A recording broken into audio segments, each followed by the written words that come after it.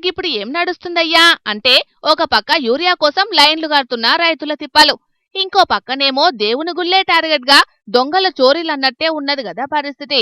ఇగో మూతికి మాస్క్ పెట్టుకొనొచ్చిన గీ దొంగని చూడుండ్రి. అర్ధమరాత్రి పూట గుళ్ళేసొచ్చిన గీ బద్మాషిగాడు ఏదో నీళ్ల క్యాన్ గదా మోసుకుపోయినట్టే గుళ్ళున్న హుండీనెట్ల మాయం చేసిండో. మెదక్ రామాయంపేటలున్న మల్లన్నస్వామి అంజన్న గుళ్ళున్న హుండీల్ని ఒకటే నాడు గీ తిరగ మాయం చేసిండట దొంగ బద్మాషిగాలు. మరెందుకు గల్చి చేసిండ్రో ఏందో తెలియదు గాని గుళ్ళకైతే ఒక్కడే వచ్చి అందులున్న హుండీల్ని పట్టుకొని పారారైందట. గిట్లా ఇగే ముచ్చట ఇట్లుంటే అటు వికారాబాద్ జిల్లా యాలాల సంగమేశ్వరుని గుళ్ళెసుతం గిదే తీరుగ చోరీ చేసిండ్రు దొంగ బద్మాషిగాలు కొందరు.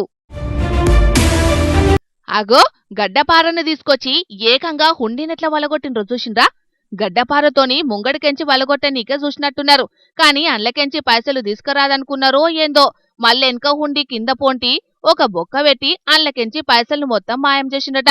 గంతేగాదు మళ్ళెవలకు దొరకకుండా ఉండాలని ఆడున్న సీసీ కెమెరాలను సుటం వలగొట్టిండ్రట. ఇక ఈ ముచ్చట మీద ఆడున్న పోలీసులకు కంప్లైంట్ చేసే వరకు ఆలోచి కేసు బుకింగ్ చేసుకుని దొంగల్ని పట్టుకునే పనులపడ్డారట.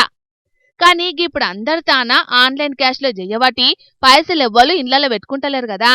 గందుకే భక్తులేసే కానుకలకు సూటి పెడుతున్నట్టున్నారు దొంగలని అనబట్టిండ్రట గీ ముచ్చటేరికైనా శానా మంది పబ్లిక్. మమ్మల్ని దొంగల నుంచి కాపాడు సామి అని మొక్కుకునే దేవునికే దొంగల బాధ తప్పుతలేదంటే ఇక ఏం చేస్తాం చెప్పుండ్రి.